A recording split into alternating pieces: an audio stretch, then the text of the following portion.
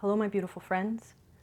Today I aim to speak a little bit more about addiction and lifestyles that we have that create negative thinking patterns that surround food. So I bring this up because I used to struggle a lot with sugar addiction. I've also struggled with nicotine, but especially this sugar thing and really impacted my health while I was in high school and I was going through a really turbulent emotional time.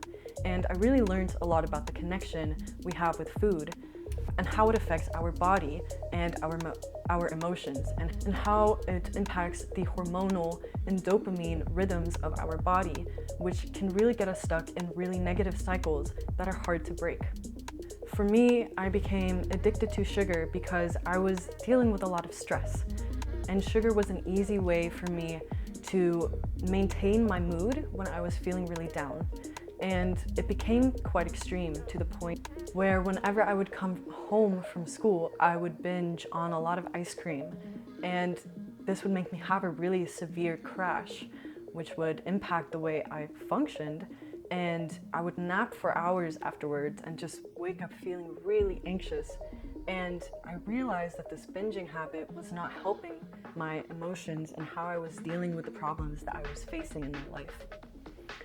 So specifically for sugar and other food as well, because of our biology, we seek out foods that are very nutrient dense. And sugar and fatty food is very nutrient dense, even though it has negative impacts on our body. But our body, because of whenever our body is deficient in a certain chemical or material, such as carbohydrates, which are really sugars, or fat, it automatically sends out signals to make us seek out a food which is rich in what we want. And our body can't really decipher the difference between a healthy source of carbohydrates or a healthy source of fats. So it really just calls out for the most extreme version of that food. So instead of craving for a potato, if you've had sugar a lot in your life, you will likely start craving sugar, even though your body may not necessarily need sugar, but just carbs. Or the same might be you really need healthy fats, and your body doesn't know how to separate unhealthy and healthy. So you start craving fried chicken instead of a really healthy, salmon or avocado. And the unfortunate thing with how our society is built up right now is that corporations and food manufacturers are very aware of the psychology of human beings, and they use this to their advantage and produce foods that trigger these biological cravings. So they have specific people who develop the most addictive formulas according to what they know will get a person hooked. So unfortunately, it's very easy to get stuck in a habit of craving really unhealthy foods. So how can we stop this and stop being victims to our bodies and also to the system, which isn't very conducive to health? Well, it really starts with knowledge, understanding, and awareness of ourselves. If we understand that the products that are around us contain a lot of unhealthy things, such as sugars or a lot of trans fats, which equally keep us addicted and keep us coming back to a certain type of food and brand of food even, then we can start to make healthier choices.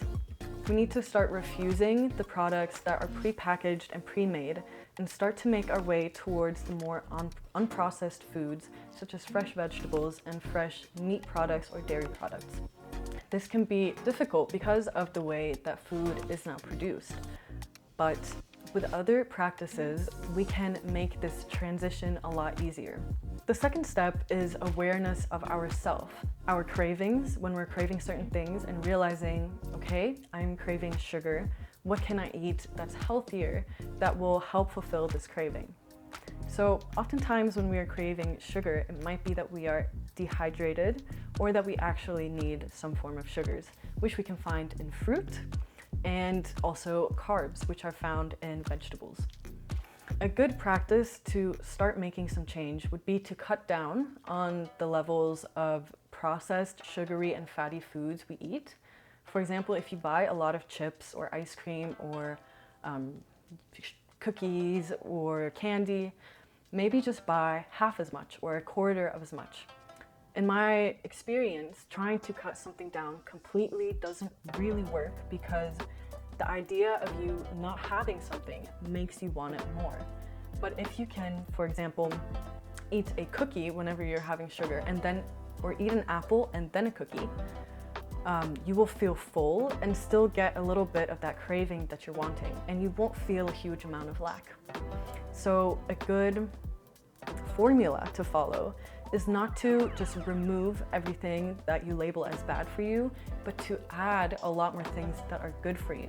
So start replacing half of your regular sugary snacks with apples, and eat the apples first and then eat the sugary snack as a reward. And you'll feel more full and less likely to consume 20 cookies, for example. And hopefully with time you will be able to remove more of these really processed things.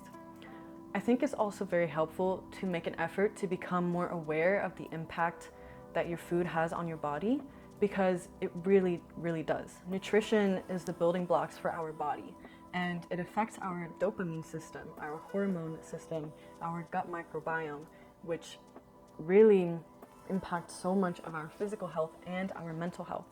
So if you are looking for ways to improve both of those things, it really starts with food and nutrition. And ironically, sadly, the more you consume unhealthy foods, the worse your mental health will be. Your whole body is interconnected, and any change you make will affect the rest of the system.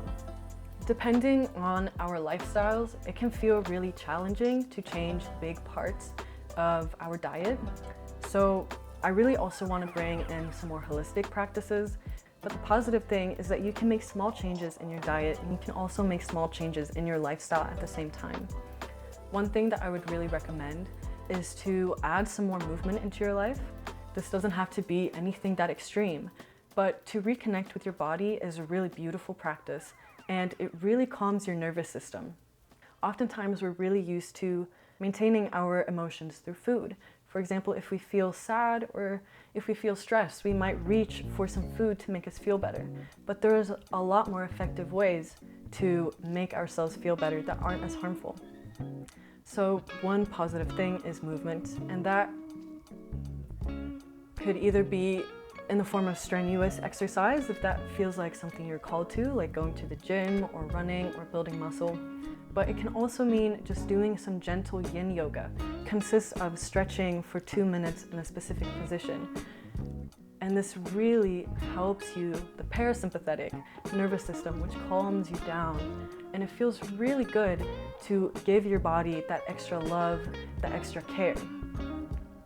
And this isn't an exercise that is very hard to get into, and it's not very hard on your body. And once you start it, you really feel the positive impacts it has on your body. So it can really easily become a good habit, which is really important. If we want to change our lifestyles and our diet and improve our life, we need to start creating good habits. And habits shouldn't have to be something difficult to change. It has the potential to make us feel good. Also, a great way to get into more movement is to find a type of movement that inspires you. What do you enjoy? Do you enjoy working out by yourself, or do you enjoy maybe playing a sport with friends? Because then you get the social aspect and you get to run around. For example, if you're playing football or soccer, or even just swimming, there are sports that are more active than just, doing an exercise that can feel a little bit monotoned and not as inspiring or fun. Also, it can feel very empowering to become aware of where our habits come from. Why do I use food as a crutch? What is the underlying stress that is causing me to use this as a crutch? Is it my work? Is it experiences I had with friends? And really dig into the underlying reasons of why we feel bad. If we want to change anything, we have to get into the core of what is causing that specific trigger and behavior that we want to change. This can be a very deep process. So making sure that you have the right support is really important, especially if you're deciding to go deep. There are parts of us that we have decided to block out for many years that can stem from very deep emotional trauma and experiences from our childhood.